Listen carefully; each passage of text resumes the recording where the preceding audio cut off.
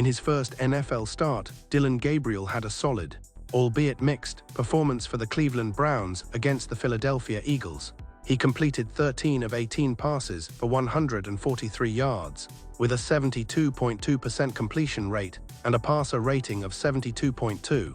He threw one interception, which was returned for a touchdown, and also had one fumble despite the turnovers. He led the Browns to 2 scoring drives, including a field goal drive at the end of the first half. Here's a more detailed breakdown. Passing stats: Gabriel finished 13 of 18 for 143 yards, with a completion percentage of 72.2%. Touchdowns, interceptions: he did not throw any touchdowns but did throw one interception. Turnovers: he also had one fumble. Scoring drives: Gabriel led the Browns to a touchdown on their opening drive and also led a drive that resulted in a field goal.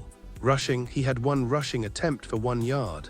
Overall performance: while he had some impressive throws, especially on third down, he also had a costly interception returned for a touchdown. He was replaced by Tyler Huntley in the second half. Okay, so there you go. Dillon Gabriel made his NFL debut today in the preseason versus the previous year's champions, the Philadelphia Eagles. I only saw the highlights of the game. It appeared that Dillon, his passes were pretty sharp.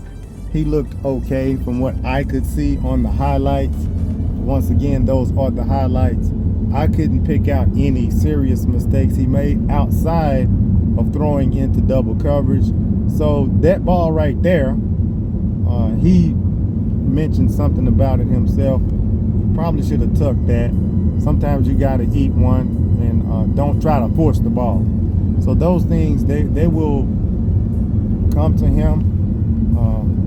He's not in college anymore, so the mistakes, the windows for mistakes get smaller and smaller, because professionals, they'll take advantage of any little thing that you do, and also they know what they're looking for. So let's see what Dillon had to say about his performance. Your overall evaluation of how you did. Yeah, I think we'll still have to go back to the film and see how it is, but for me, I think just continue to learn from maybe some things that can't happen, like turnovers, but I think other than that, there was flashes of being very consistent and clean as an offense, and I think as long as we consistently work at that and try to put more of those kind of drives together, you see our defense playing really well, and just putting our each other in better positions. You feel like was it too late for you not to throw it, or what did you see? Yeah, I think for me, I look back and definitely want to just throw it away. Don't force anything, on a keeper, and felt like, there's just miscommunication on my part and something that we got to clean up. But I will, and we'll make sure of that. What do you think your play Yeah, I'm not worried about that at all. Just focus on a day at a time. At the end of the day, some decision will be made that's best for the team, and that'll be it. So, I'm just focused on being my best version of myself, and contributing to our team and our QB room to be the best, and that takes every single day and one day at a time. So, way down the road. Yeah, just miscommunication as well. I got to be better there to help each other out on one that knowing exactly where the launch point is, and that's something that'll be corrected and fixed as soon as possible. Dillon, you got an opportunity to run a 2-minute drill, get down, get the field goal. How valuable was that to do that in a game setting? This early. Yeah, I think there's 86% of NFL games that have a 2-minute end of game or end of half, depending. But for us, that's huge. We definitely want to continue to get those reps. You try to emulate it, but I think when you're in it, it's definitely the best. And just trying to get points, whether it's 7 or 3, just trying to consistently move the ball, and then think through how we're gonna.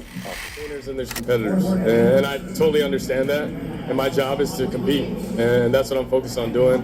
Of course, we're doing this mid-game, but it's something that I'll get used to, and just want to be the best team that I can, and create an environment where we can all go do our best work. That's all we want to do. Okay, so that comment there was taken as a swipe at Shedeur Sanders. This interviewing during the game started with the XFL. After a player would score a touchdown, he hadn't even caught his breath, they would come throw a microphone in his face. Because they're trying to give the fans more of an inside view, inside feeling, more a part of the game. This is what they're doing now to give the audience more, we'll say, more access to the game. In baseball, sometimes you will see a fielder literally during the game mic'd up. I'm not a fan of either one of these. Interviewing during the game, I'm not a fan of the fielders being mic'd up. We get it. You want to know what they talk about, but when do you draw the line? Are you going to start letting the fans play? Now you can talk about the game on the internet all you want, like I'm doing here. But when does it stop? But anyway, we got to see what Dillon had to say. We got to see him play. So let's see how this shakes out. Peace. Like, share, and subscribe, and represent.